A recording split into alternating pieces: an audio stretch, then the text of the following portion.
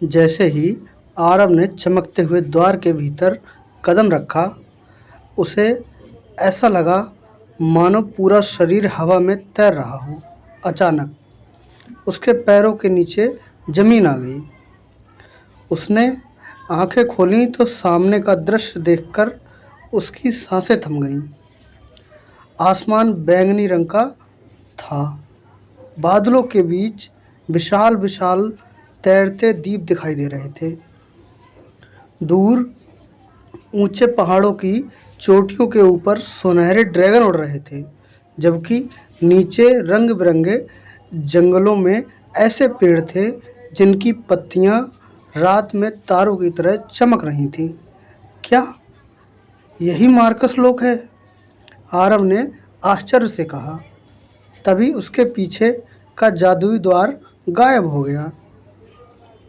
अब वापस लौटने का रास्ता नहीं है, उसने धीरे से कहा। उसी समय झाड़ियों में हलचल हुई। आरव ने तुरंत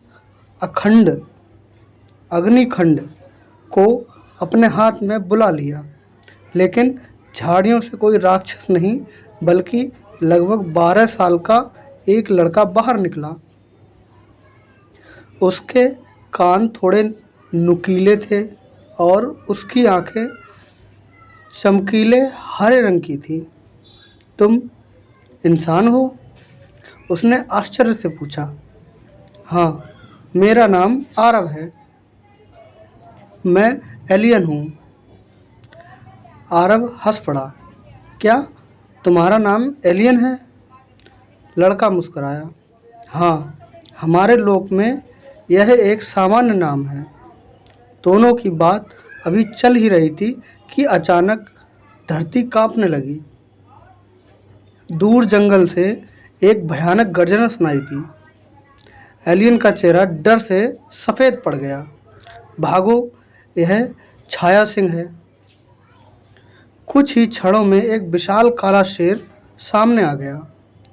उसकी आंखें लाल थीं और उसके शरीर से काला धुआं निकल रहा था। छाया सिंह ने दहाड़ लगाई और बिजली की गति से दोनों की ओर झपट पड़ा। आरव ने अग्निखंड निकालकर उसका सामना किया। ठाक!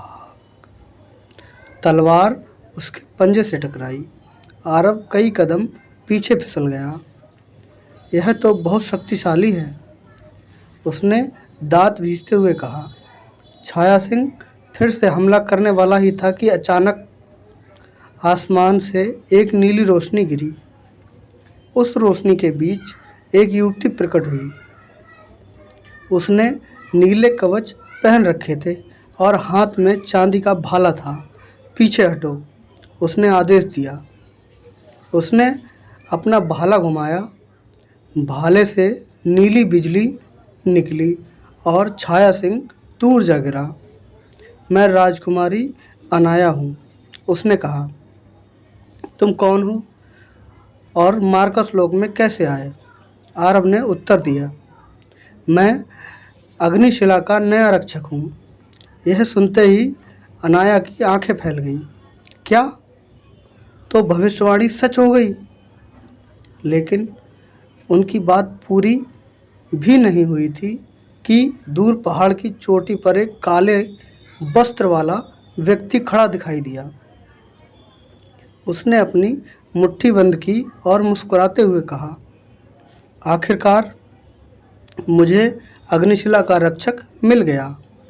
उसकी लाल आंखें अंधेरे में चमक रही थीं और उसी क्षण पूरे मार्कस लोक के आसमान में काले बादल छा गए। मार्कस लोक का आसमान काले बादलों से भर चुका था। तेज हवाएं चल रही थीं। पहाड़ की चोटी पर खड़ा रहस्यमय योद्धा कुछ क्षण तक आरव को घूरता रहा, फिर काले धुएं में बदलकर गायब हो गया। राजकुमारी अनाया ने तुरंत कहा, हमें यहाँ से निकलना होगा। वह अकेला नहीं था, उसके जासूस हर जगह फैले हैं। तभी दूर से एक गहरी गर्जना सुनाई दी। आसमान से एक सुनहरा ड्रैगन नीचे उतरा। उसकी चमकती हुई सुनहरी आंखें थीं और उसके विशाल पंख पूरे मैदान पर छाया कर रहे थे। लेकिन वह अभी पूरी तरह बड़ा नहीं हुआ था। अनाया मुस्कुराई। डरो मत, यह हमारा साथी है। इसका नाम अग्निपंख है। ड्रैगन धीरे धीरे आरव के पास आया। उसने अपनी नाक आरव की हथेली से छुआ। उसी पल अग्निशिला चमक उठी। ड्रैगन की आंखों में भी सुनहरी रोशनी फैल गई। अनाया आश्चर्य से बोली, अविश्वसनीय! अग्निपंख ने तुम्हें अपना स्वामी नहीं बल्कि अपना मित्र स्वीकार किया है। यह बहुत दुर्लभ होता है। अग्निपंख ने धीरे से अपना सिर झुकाया, मानो आरव का स्वागत कर रहा हो। क्या मैं इसकी पीठ पर बैठ सकता हूँ? आरव ने पूछा। ड्रैगन ने एक हल्की सी गर्जना की, जैसे वह हाँ कह रहा हो। आरव उसकी पीठ पर चढ़ गया। अगले ही क्षण फाड़! अग्निपंख ने अपने विशाल पंख फैलाए और आसमान की ओर उड़ चला। पहली बार आरव बादलों में ऊपर था। नीचे पूरा मार्कस लोक का अद्भुत दृश्य दिखाई दे रहा था। तैरते हुए पहाड़, चमकती नदियाँ, विशाल जंगल और दूर दूर तक फैले प्राचीन महल। लेकिन तभी अनाया का चेहरा गंभीर हो गया। आरव, नीचे देखो। नीचे जंगल में काले कवच पहने सैकड़ों सैनिक आगे बढ़ रहे थे। उनके झंडे पर एक काले मुकुट का निशान बना था।